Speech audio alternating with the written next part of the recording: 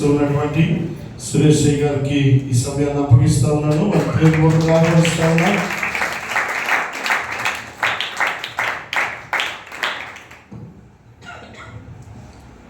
Praise the Lord. Hallelujah, hallelujah. మంచిది. మొదటిగా Rubin ministries యొక్క డైరెక్టర్ గారైన దేవపాలయ్య గారికి హృదయపూర్వక వందనాలు. అదేవిధంగా రూబిన్ మినిస్ట్రీస్ యొక్క ప్రెసిడెంట్ గారైన యేసుమయ్య గారికి హృదయపూర్వక వందనాలు. నాకు అవకాశం ఇచ్చిన వారికి కూడా ప్రభు పేరిట తెలియచేసుకున్నాను. ప్రాముఖ్యంగా స్థానిక సంఘ కాపరి అయిన సునీతమ్మ గారికి ప్రత్యేకంగా హృదయపూర్వక వందనాలు. నా తోటి దైవ సేవకులను అదేవిధంగా కూడి వచ్చిన మీ అందరికీ కూడా హృదయపూర్వక వందనాలు తెలియచేసుకుంటున్నాను. మంచిది. కొద్ది నిమిషాలు నా మెసేజ్ ఎట్లుంటుంది నేను చెప్పాను. స్వీట్ చెప్పాలి. బాగా గుర్తుపెట్టుకున్నారు. దేవుడికి స్తోత్రం. హల్లెలూయా. మంచిది. పోనీ ఇది బాగా గుర్తుపెట్టుకున్నాను. నిన్నేం చెప్పారు చెప్పండి. అబ్బే ఇది అక్కడ మాత్రం గుర్తుంది. ఎందుకంటే తొందరగా ముగించుకొని పోనాయనా అది అంతే కదా. స్వీట్ అండ్ షార్ట్ అది మాత్రం బాగా గుర్తుంది. నిన్నేం చెప్పారు. నేను టీచర్ అమ్మా. నాకు క్వశ్చన్ ఏంటనే తెలుసు కానీ ప్రైజ్ ది లార్డ్. హల్లెలూయా. మీరు చూడగా చెప్పాలి ఎప్పుడైనా హృదయము సార్ ఏంటంట ఉల్లాసించుచున్నారు. రెండవ వర్తమానం చెప్పాలి. సింహపు పిల్లలు లేవి కలవై ఆకలి కొను యెహోవాను ఆశ్రయించే వారికి ఏ మేలు కుదువై ఉన్నాడు. మంచిది అమ్మ. వినండి. విన్న వర్తమానాన్ని రెండు మాటలైనా రెండు వాక్యాలైనా బతికి పెట్టుకున్నట్లయితే దేవుడు మనల్ని ఆశీర్వదిస్తాడు. హల్లెలూయా, హల్లెలూయా. మంచిది. ఒక చిన్న మాట నేను తెలియజేస్తాను. ఎక్కడున్న వాళ్ళు కాదు, దైవ సేవకులు ఎవరు కాదు. మీరు చెప్పండి, నేను మంచివాడినా చెడ్డవాడినా?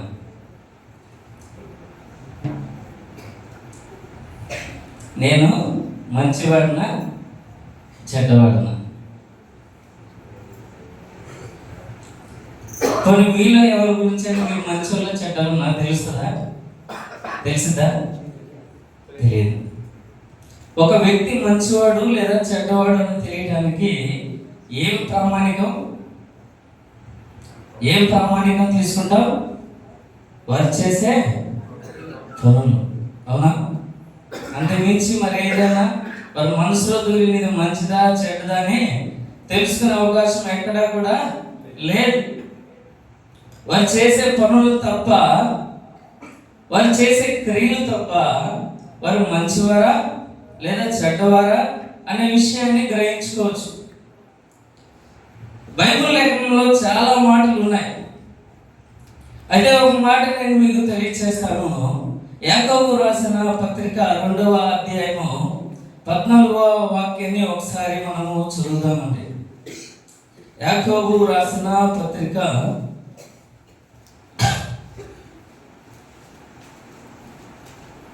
2వ అధ్యాయము 14వ వాక్యాన్ని ఒకసారి మనం చూద్దాం. క్రియలు లేనప్పుడు ఎవడైనాను నాకు విశ్వాసము కలదని చెప్పిన ఎడల ఏమి ప్రయోజనము? అట్టి విశ్వాసము రక్షింపగలదా? చాలండి. ఇక్కడ చూడండి, మనకు యాకోబు పత్రికలు యాకోబు రాస్తూ కొన్ని వాక్యాలు రాస్తున్నాడు. నేను విశ్వాస పాత్రుడని చెప్పేసి నాకు క్రియలు లేకుండా నేను విశ్వాసుని, విశ్వాసం నాకు చాలా ఉన్నదని చెప్తే ఏమైనా ప్రయోజనం ఉందా? ఏమైనా ఉంటుందా? మీ క్రియలు తెలియకుండా నువ్వు మంచివాడువో లేదా చెడ్డవాడో నేను చెప్పగలనా? పోనీ నా క్రియలు మీకు తెలియకుండా మీరు నన్ను మంచివాడనో చెడ్డవాడనో చెప్పగలరా? ఏమాత్రం కూడా ప్రయోజనం లేదు. నా గురించి మీకు ఏమి తెలియదు. కొన్ని దైవ సేవకులు నాతో పాటు ఉన్నారు కాబట్టి ఏదో కొంచెం మొత్తం తెలియదులేండి. నా అంతరంగం ఏమున్నది వీళ్ళెవరికి కూడా తెలియదు. నన్ను సృష్టించిన నా దేవాది దేవుడికి నాకు తప్ప మరి ఎవరికి కూడా తెలియదు. శామ్యూయల్ గారి మనసులో ఏముందో నాకు తెలుసా? ఆయనకి తెలుసు. లేదా ఆయన సృష్టించిన దేవాది దేవుడు తెలుసు. కన్నా తల్లిదండ్రులు కూడా తెలియదు, కట్టుకున్న భార్యకి తెలియదు, కన్నా బిడ్డలకి తెలియదు. ఏదైనా కానీ ఆయన మంచోడా చేశాడో చెడ్డోడా అనేది ఆయన చేసే క్రియలను బట్టి తెలుస్తుంది. నేను చేసే పనులు బట్టి నేను మంచోడినా లేదా చెడ్డోడినా అనేది నాకు మాత్రమే తెలుస్తుంది. విశ్వాసం దగ్గరికి వచ్చినప్పుడు నాకు విశ్వాసం ఉందా లేదా దేని బట్టి తెలుస్తుంది? చెప్పాలా? నేను టీచర్, నేను క్వశ్చన్ అడుగుతాను అంటే నువ్వు సమాధానం చెప్పాలా, లేకపోతే అస్సలు వదిలిపెట్టేదిలే. హల్లెలూయా.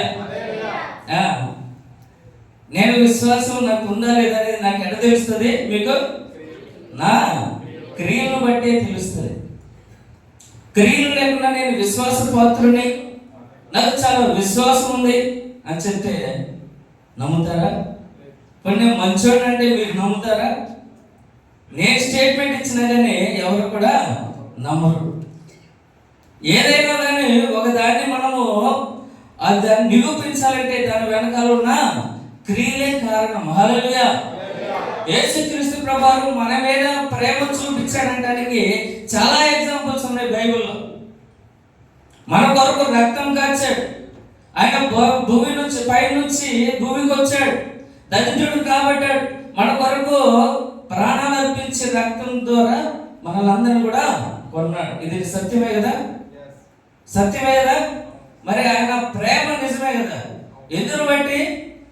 ఆయన చేసిన క్రియలను బట్టి. హల్లెలూయా. ఒకవేళ నేను చేశానంటే అది నా కుటుంబానికి చేస్తానేమో కానీ మీకు చేస్తాను నేను చేయను. ఎందుకంటే నాకు అంత ప్రేమ మీ మీద లేదు. కానీ బైబిల్ చెప్తుంది నిన్ను అనే నీ పొరుగు వారిని ప్రేమించు. ప్రేమించడం అంటే ఏదో మాట చెప్తే సరిపోదు. ఈ లోకంలో గతంలో ప్రేమ నాకు తెలియదు కానీ ఈ కాలం ప్రేమ నేను చాలా చూశాను. హల్లెలూయా. చాలా చూశాను.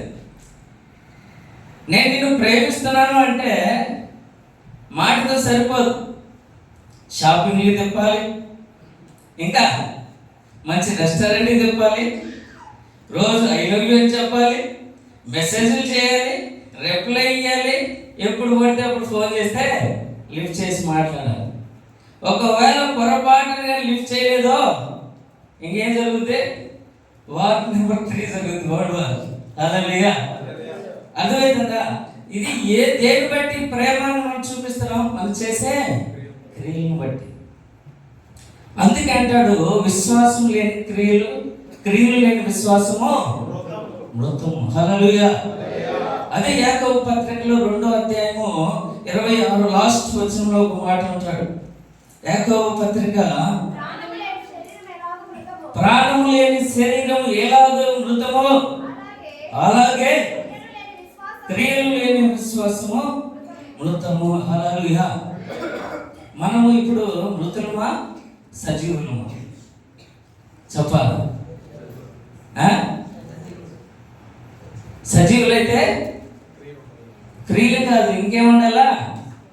విశ్వాసంతో కూడిన క్రియలు ఉండాలి. ఒకవేళ విశ్వాసము లేకుండా నేను విశ్వాసం అంటే ఏవే ఎంత మాత్రం ఒప్పుకోవడానికి వీలే, వాడు మృతుడే. బైబిల్ లేఖనం ఇంకా పై భాగంలో 24వ వాక్యంలో కూడా చూద్దాం. యాకోబు పత్రిక 2వ అధ్యాయం 24వ వాక్యం చూద్దాం. మనుష్యుడు విశ్వాసం మూలమును మాత్రము కాక క్రియల మూలమును నీతిమంతుడని ఎంచబడునని మీరు దీని వలన గ్రహించితిరి. హల్లెలూయా. హల్లెలూయా. ఏదంట? మనిషి విశ్వాసం మూలంగా మాత్రమే కాక క్రియల ద్వారా ఎలా తీర్చబడతాడు? నీతిమంతుడుగా తీర్చబడతాడు. ఇప్పుడు చెప్పాలి, మనం నీతిమంతులమా అనీతిమంతులు? ఎవరు కోసం? నీతిమంతులేనా? నీతిమంతులు అయితే చాలా చేయాలి, 100% చేస్తేనే నీతిమంతులు అంటారు. చేశారా? మరి నీతిమంతులని మనం ఎట్లా చెప్తాం? హల్లెలూయా. సండే కరెక్ట్గా సమయానికి మందిరానికి రావాలి. అయ్యగారు వాళ్ళు ఏం చెప్పినా అది చేయాలి. మనం ఇచ్చేటప్పుడు మందిరానికి 1000 రూపాయలు ఇచ్చి, అయ్యా అనవసరం ఈరోజు 1000 రూపాయలు ఇచ్చేవి మందిరానికి. విశ్వాసం అదే. పోనీ జోబులో ఉన్నా కానీ మందిరానికి ఇయడానికి లేదా దైవసేవకు ఇయడానికి చేతులు రావు. పోనీ అది విశ్వాసమా? పోనీ దశమ భాగం తీయాలి, తీస్తున్నారా? పోనీ అది విశ్వాసమా? ఇప్పుడు చెప్పాలి, మీరు విశ్వాసలే కాదు. ఏదో మమ్మల్ని వచ్చి తిట్టుకుంటున్నారు. అమ్మా ఏం లేదు, మంచి మాటలు ఇవన్నీ కూడా. హల్లెలూయా. దేవునికి నువ్వు లోబడినా లేకపోతే నువ్వు విశ్వాసి అని చెప్పుకోవడానికి నీ క్రియలే కారణం. అంతకుమించి మరి ఏది కూడా నీకు కొలమానమో లేనే లేదు.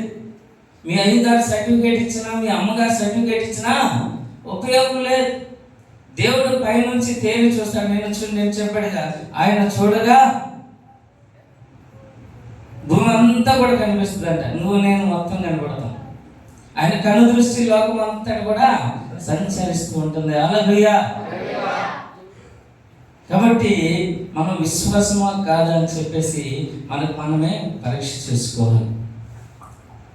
చేసుకోవడమే కాదు, విశ్వాసంగా మనం ఎలా బ్రతకాలనే విషయాన్ని కూడా బైబిల్ లేఖనం మనకు తెలియజేస్తుంది.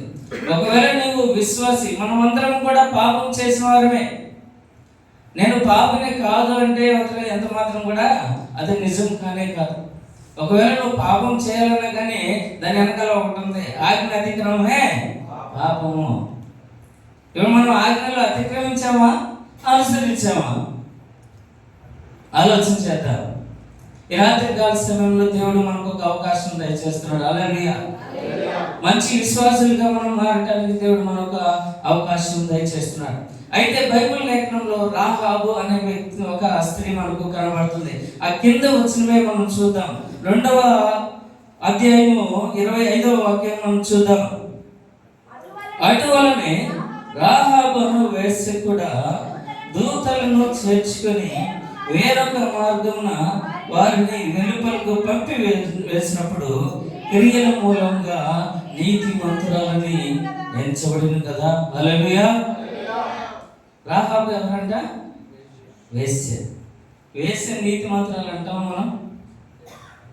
ఎవరన్నా వేశ్యలు నీతిమంతురాలు అంటామా? ఎంత మాత్రం కూడా అనం. కానీ ఒక వేశ్య కూడా నీతిమంతురాలుగా తీర్చబడుతుందంటే దేవుని పట్ల చేసిన క్రియలే. హల్లెలూయా. ఒక వేశ్య నీతిమంతురాలుగా తీర్చబడుతుందంటే ఆమె చేసిన క్రియలే.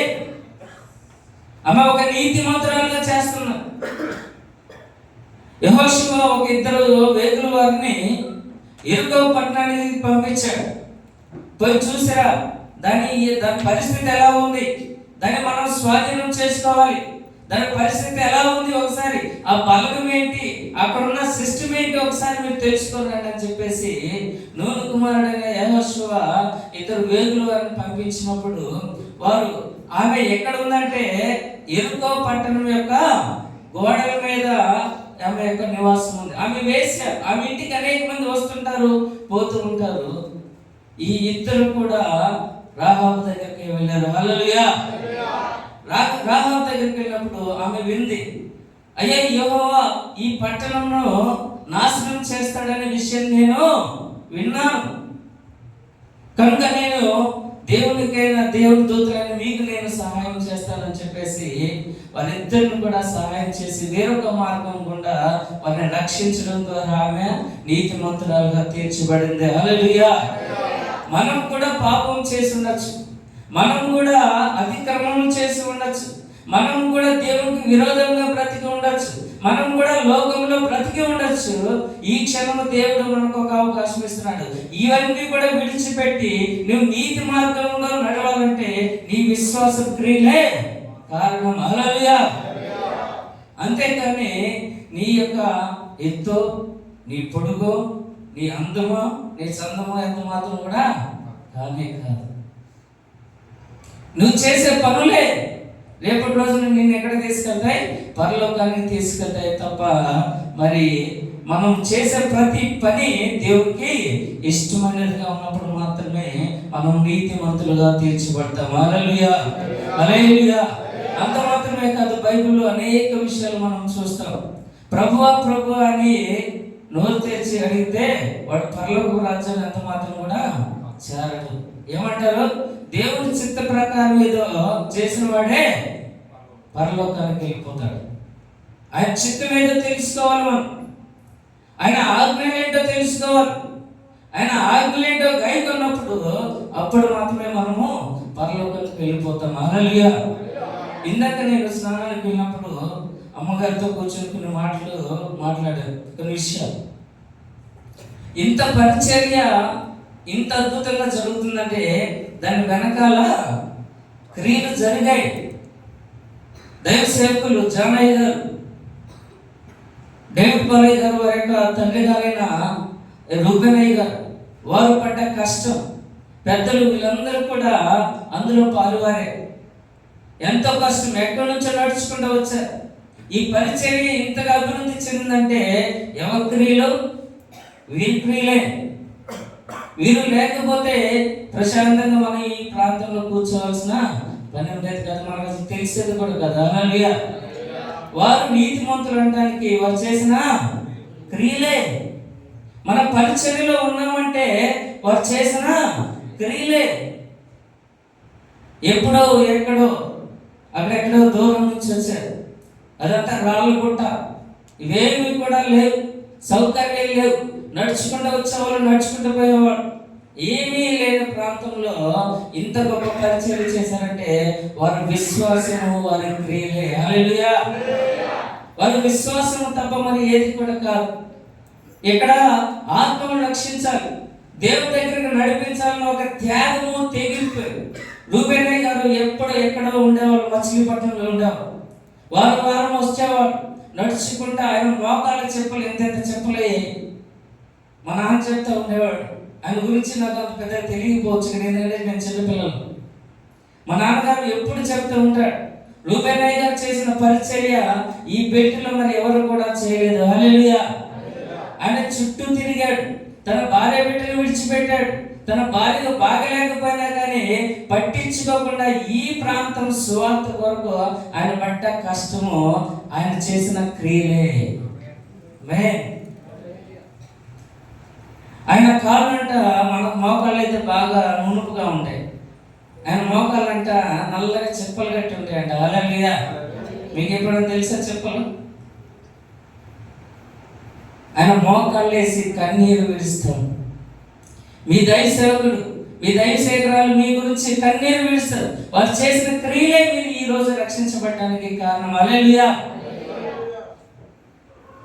ఆయన ఏ ప్రాంతం ఆయన తిన్నాడో లేదు, జాన్ పాస్టర్ తిన్నారో లేదో తెలియదు, ఆ కడుపు సంపూర్ణంగా వాళ్ళ అవసరాలు తీరేయో లేదో తెలియదు, కానీ మీ కొరకు కన్నీళ్ళు కాచి ఏడ్చి మీ కొరకు గొప్ప పరిచర్య చేశారు. వాళ్ళు చేసిన క్రియలు వారు నీతిమంతులుగా తీర్చబడ్డారు. హల్లెలూయా.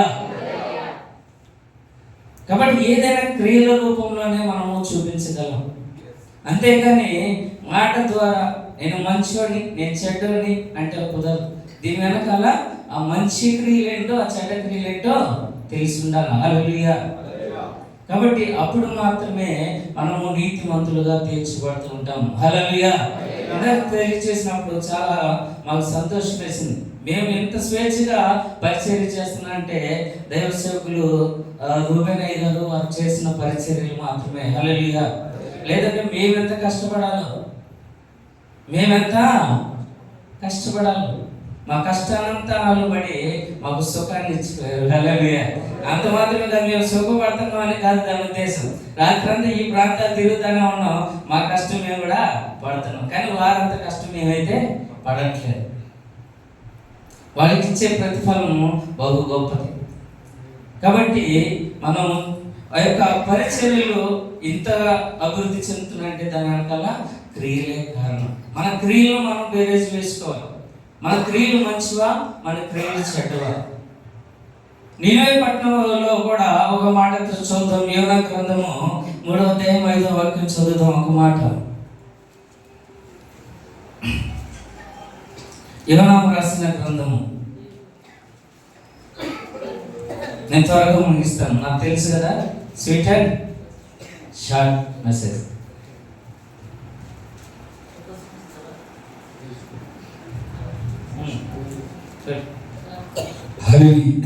నూతన క్రియలు చేయుచున్నానని నీవు సెలవీయగా నా ఎడారి జీవితమే సుఖ సౌఖ్యమే కాగా నా అరణ్యలోన ఉల్లాసముగా మారిపోయేది. నా అరణ్యలోన ఉల్లాసముగా మారిపోయేది. కృపా సత్య సంపూర్ణుడా సర్వలోకానికే చక్రవర్తి నీవే యేసయ్యా. సంపూర్ణానికే మహనీయుడవు నీవేనయ్యా. మహనీయుడవు నీవేనయ్యా. కృపా సత్య సంపూర్ణుడా సర్వలోకానికే చక్రవర్తి నీవే యేసయ్యా. సర్వలోకానికే చక్రవర్తి నీవే యేసయ్యా. హల్లెలూయా, హల్లెలూయా. యోనా రాసిన గ్రంథము 3వ అధ్యాయం 5వ వాక్యం చదువుకుందాం. నినివే పట్టణం నాశనములను ప్రకటన చేయగా నినివే పట్టణపు వారు దేవుని యందు విశ్వాసం ఉంచి ఉపవాస దినము చాటించి గనులేమి అల్పులేమి అందరూ గోనెపట్ట కట్టుకునేది. ఆ సంగతి నినివే రాజునకు వినబడినప్పుడు అతడు తన సింహాసనం మీద నుండి దిగి తన రాజు వస్త్రమును తీసివేసి గోనెపట్ట కట్టుకుని బూడిదలో కూర్చుండెను. మరియు రాజైన తాను ఆయన మంత్రులను ఆజ్ఞయిగా, ఒకవేళ దేవుడు మనస్సు త్రిప్పుకొని పశ్చాత్తాపుడై మనము లయము కాకుండా తన కోపాగ్ని చల్లార్చుకొనును గనుక మనుషులు ఏది పుచ్చుకొనకూడదని పశువులు గాని ఎద్దులు గాని గొర్రెలు గాని మేత వేయకూడదని నీళ్లు త్రాగకూడదని మనుషులందరూ తన దుర్మార్గమును విడిచి తాము చేయు బలాత్కారంలో మానివేయాలని మనుషులేమి పశువులేమి సమస్తమును గోనెపట్ట కట్టుకుని వాళ్ళని జనులకు మనఃపూర్వకంగా దేవుని వేడుకోవాలని దూతలు నినివే పట్టణంలో చాటించి ప్రకటన చేసిరి. హల్లెలూయా, హల్లెలూయా. ఇక్కడ నినివే పట్టణం యోనా ఏం చేశాడంటే, దేవుడు ఒక ఆజ్ఞ ఇచ్చాడు, ఒక ప్రవచన పలికిరా, నినివే పట్టణాన్ని 40 దినాల్లో నాశనం చేస్తాను అని చెప్పేసినప్పుడు రాజుతో సైతం అందరూ కూడా ఎవరు కూడా నాకేమీ లేనుకోకుండా రాజు సైతము తన యొక్క సింహాసనం దిగి గోనెపట్ట కట్టుకొని విశ్వాసం ఉంచి ఉపవాసము చాటించి ప్రార్థనలు చేశారంట. హల్లెలూయా. ఇవన్నీ క్రియలే. విశ్వాసం ఉంచి ఏం చేశారు? ఉపవాసం చేశారు. ఎవరు తినకూడదు, చిన్నలేమి పెద్దలేమి వృద్ధులేమి పశువులేమి గేదెలేమి ఏవి కూడా తినకూడదు. ఆయన మన యొక్క పశ్చాత్తాపము మన యొక్క విశ్వాసమును చూసి మన ప్రార్థన చూసి ఆయన చేయాల్సిన ఇది ఏమన్నా తప్పిస్తాడేమో అని చెప్పేసి వారందరూ కూడా ప్రార్థన చేశారు. హల్లెలూయా. ఇవన్నీ క్రియలే, వారు చేసినవన్నీ కూడా క్రియలే. దేవుడు ఏం చేశాడంటే 3వ అధ్యాయం చివరి వచనంలో వారికి చేయవలసినది చేయక మానేను. చెప్పండి. పశ్చాత్తాపుడై వారికి చేయవలని తాను మాట ఇచ్చిన కీడు చేయక మానేను. హల్లెలూయా. అప్పుడప్పుడు దేవుడు కూడా మాట తప్పుతాడు, అవునా? అవునా కదా? ఎందుకంటే మనము నశించిపోకూడదని, మనము నరకంలోకి వెళ్ళకూడదని చెప్పేసి దేవుడు తను అనుకున్న మాటను కూడా వెనక్కి తీసుకుంటూ ఉంటాడు. హల్లెలూయా, హల్లెలూయా. ఆయన చేసిన నినివే ప్రజలు చేసిన క్రియలు మొత్తము రాజుతో సహితం పిన్నలేమి పెద్దలేమి చివరి వరకు అందరూ కూడా గోనె పట్టు ధరించుకొని బూడిద పూసుకొని వారు ఉపవాసము చాటించి ప్రార్థన చేశారంట. ప్రభువా, ఈ యొక్క నగరాన్ని కాపాడు, ఈ యొక్క అగ్ని ద్వారా నుంచి మమ్మల్ని తప్పించు ప్రభు, ఈ కీడును తప్పించు ప్రభు అని అందరూ ప్రార్థన చేసినప్పుడు వారి క్రియలు, వారి పశ్చాత్తాపము దేవుడు చూచి ఏం చేశాడు? చేయాల్సిన మాట చేయక దాన్ని దాటి వేశాడు. హల్లెలూయా. మనము కూడా మన యొక్క జీవితాల్లో ఒకవేళ ఏదైనా విడవకూడదు ఏదైనా మన జీవితంలో ఉంటే దాన్ని ఇప్పుడే విడిచిపెట్టి దేవుని సన్నిధిలో నువ్వు కానీ పశ్చాత్తాపం పడి ఉపవాసమునే ప్రార్థన చేసినట్లయితే నీ కుటుంబం మొత్తం కూడా, నీ సంఘం మొత్తం కూడా రక్షించబడుతుంది. హల్లెలూయా. ఒకవేళ అలా కానీ లేకపోతే దేవుడు ఎంత మాత్రం కూడా మనల్ని రక్షించాడు. ఈ విషయాన్ని మనం చాలా జాగ్రత్తగా మనం చూసుకోవాలి. రాహాబు విషయంలో మనం చూసాం. అదేవిధంగా అబ్రహాం జీవితంలో కూడా, అబ్రహాంకి విశ్వాసకర్త ఎందుకు వచ్చింది ఆయన పేరు? ఆయన అన్ని విషయాల్లో కూడా విశ్వాసం చూపించాడు. ఆయన క్రియల్లో విశ్వాసం చూపించాడు. దేవుడికి విధేయత అయ్యాడు. 12వ అధ్యాయం చెప్తాడు, అబ్రహాం నువ్వు ఇక్కడ నుంచి లేచి బయలుదేరి నీ ఇంటి వారందరూ కూడా బయలుదేరి అన్నప్పుడు మాట్లాడాడా? ఎంత మాత్రం కూడా మాట్లాడలేదు. ఎక్కడ పోమంటావని కూడా అడగల, పోతానే ఉన్నాడు. మనమైతే ఏ నుంచి ట్రాన్స్ఫర్ అయిందనుకో, అది ఏ ఊరు ఉంది మన దగ్గరలో, స్కూల్ పక్కన కాదా, పిల్లలకి స్కూల్ పక్కన అంగడి పక్కన ఉందా లేదా, సౌకర్యాలు వస్తాయా, ఇవన్నీ చూసుకుంటాం. కానీ అబ్రహాం ఎక్కడ ఏది చూడలేదు. అన్న మాటకు లోబడ్డాడు, లేచి వెళ్ళిపోయాడు. కాబట్టి అటువంటి విశ్వాసం, దేవునికి విధేయత, దేవుడు చెప్పిన పనిని తూచా తప్పకుండా పాటించినట్లయితే దేవుడు తీసుకెళ్ళి మనల్ని ఎక్కడ అడవుల్లో వేయడు. హల్లెలూయా. ఆయన మంచి స్థితిలో ఉంచుతాడు. ఎప్పుడు నీవు లోబడతాడు. అబ్రహాము లోబడ్డాడు, అది అతనికి నీతిగా ఎంచబడింది. దేవుడు అతన్ని ఆశీర్వదించాడు. హల్లెలూయా. మనం కూడా మన యొక్క విశ్వాస జీవితాన్ని మనం కాపాడుకుందాం. మనం కూడా మన యొక్క విశ్వాస జీవితాన్ని కాపాడుకుంటే, మొదటి యోహాను రాసిన పత్రిక 2వ అధ్యాయం 9వ వాక్యం ఒకసారి మనం చదువుదామండి. యోహాను రాసిన పత్రిక, మొదటి పత్రిక 2వ అధ్యాయం 9వ వాక్యం మనం చదువుకుందాం. తన సహోదరుని ద్వేషించు కాదమ్మా, 9వ వాక్యం. వెలుగులో ఉన్నాడని చెప్పుకొనొచ్చు సహోదరుని ద్వేషించేవాడు ఇప్పటి వరకు చీకట్లోనే ఉన్నాడు. హల్లెలూయా. నేను మంచోడిని అని చెప్పేసి నేను వెనకాల చేయాల్సింది చేస్తే నేను ఎక్కడ ఉన్నట్లు? దేవుని యొక్క వెలుగు, ఆయన లోకమునకు వెలుగై ఉన్నాడు. ఆయన వాక్యంలో ధరించుకున్న మనము, ఆయన వెలుగుని ధరించుకున్న మనము, నేను వెలుగును ధరించుకున్నాను అని చెప్పేసి నీ సహోదరునితో నీవు ఆయన ద్వేషించినట్లయితే నువ్వు ఎక్కడ ఉన్నట్లు? నువ్వు చెప్పుకుంటే కుదరదు. నువ్వు చెప్పుకున్నంత మాత్రాన నీకు వెలుగు రాదు. ఎప్పుడు వస్తుంది అంటే నీ సహోదరుని నువ్వు ప్రేమించాలి, దేవునికి లోబడాలి, ఆయన ఆజ్ఞలు కైకొనాలి, దేవుని చిత్తం ఏదో తెలుసుకొని దాని చిత్త ప్రకారంగా ప్రవర్తించినప్పుడు మాత్రమే నీవు వెలుగులోకి వస్తావు. నేను వెలుగులో ఉన్నానని చెప్పుకొనొచ్చు, నీ సహోదరిని నీవు ద్వేషిస్తే ఇప్పటి వరకు కూడా నీవు చీకటిలోనే ఉన్నావు. నువ్వు వెలుగులోకి రాలా.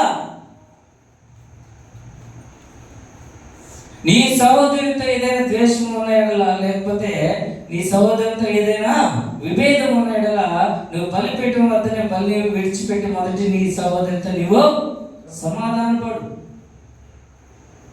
మనకు కూడా ఉంటాయి మన కుటుంబాల్లో. అక్కలే సహోదరులకు పడదు, సహోదరులకు పడదు. అత్త మామూలు అయితే ఇక అత్త కోడలైతే ఇక రోజు యుద్ధమే. ఇప్పుడు చెప్పాలి మన విశ్వాసం ఉందా లేదా మన జీవితాలు, మన విశ్వాస క్రియలు మనకు ఉన్నాయా లేవో చెప్పాలి. ఇప్పుడు జ్ఞాపకం చేసుకున్నాం. మనం వచ్చాము, సండే వచ్చాము, పోయాము కాదు. మన విశ్వాస ప్రమాణం ఏ విధంగా ఉందో చూసుకోవాలి. మన విశ్వాస ప్రమాణం కొలవడానికి శ్రమలే కారణం, శ్రమలే ప్రమాణాలు. హల్లెలూయా. పేతురు రాసిన మొదటి పత్రిక 1:7 ఒక మాట చదువుదాం. పేతురు రాసిన మొదటి పత్రిక, నేను ముగిస్తానండి. పేతురు రాసిన మొదటి పత్రిక 1వ అధ్యాయము 7వ వాక్యం చదువుతున్నాం. నశించిపోవు సువర్ణం అగ్ని పరీక్ష వలన శుద్ధపరచబడుచున్నది కదా, దానికంటే అమూల్యమైన మీ విశ్వాసము ఈ శోధన చేత పరీక్షకు నిలిచినదై యేసుక్రీస్తు ప్రత్యక్షమైనప్పుడు మీకు మెప్పును మహిమయు ఘనతయు కలుగుటకు కారణమగును. హల్లెలూయా. ఇక్కడ రెండింటిని పోల్చి చెప్తున్నాడు. విశ్వాసాన్ని సువర్ణంతో పోల్చి చెప్తున్నాడు. హల్లెలూయా. సువర్ణం కన్నా ఇంకా అమూల్యమైనదంట విశ్వాసం. ఇదైతే క్షయమైనదే, అవునా? ఈ బంగారము ఇవన్నీ కూడా ఇవి చూసుకొని మురిసిపోతూ ఉంటాం మనం. ఇవి ఎంత మాత్రం కూడా పరలోకాన్ని మనల్ని తీసుకువెళ్ళలేవు. ఎప్పుడు తీసుకెళ్తాయి అంటే నీ విశ్వాసం, అమూల్యమైన నీ విశ్వాసం పరీక్షించబడాలి. శోధనలు వస్తాయి, కష్టాలు వస్తాయి, శ్రమలు వస్తాయి, నష్టాలు వస్తాయి. ఇవన్నీ వచ్చినా కానీ నువ్వు విడిచిపెట్టకుండా నువ్వు దేవుని గాని అనుసరించినట్లయితే నీ విశ్వాసం స్థిరము. హల్లెలూయా. సువర్ణం అయితే దాన్ని పరీక్షించాలంటే అగ్ని ద్వారా పరీక్షించాలి. అగ్ని ద్వారా పరీక్షించి అది మండి మండి మండి మండి మండి మళ్ళీ అంతా పోతే కానీ స్వచ్ఛమైన బంగారం బయటకు రాదు. మరి నీ అంతకన్నా ప్రాముఖ్యమైనది మన విశ్వాసం. ఏ విధంగా పరీక్షించబడాలంటే శోధన ద్వారా, శ్రమల ద్వారా పరీక్షించబడినప్పుడు మాత్రమే మన విశ్వాస ప్రమాణం ఎంతో మనము చెప్పగలం. హల్లెలూయా. అలాంటి విశ్వాస జీవితం, అలాంటి క్రియలు కలిగిన విశ్వాసం, అవన్నీ కూడా మనము కానీ మన యొక్క హృదయంలో ఆ విశ్వాసాన్ని మనం క్రియల ద్వారా చూపించగలిగితే, ఆ విశ్వాసాన్ని క్రియల ద్వారా నువ్వు కానీ చూపించకపోతే నువ్వు మృతుడివే. కాబట్టి మన క్రియలు ఎలా ఉండాలంటే విశ్వాసాన్ని కనబరిచేలాగా ఉండాలి. అట్టి జీవితం మనం అందరం కూడా పొందుకున్నట్లయితే మన పరలోకపు రాజ్యంలో ఉంటాడు. ఇటు దీవెన ఆశీర్వాదాలు మనం అందరం పొందుకోవాలని తెలియచేస్తూ ఈ కొద్ది మాటలు ముగిస్తున్నాం. దేవుడి మాటలు తన ఇంట్లో దీవించి ఆశీర్వదించుగాక.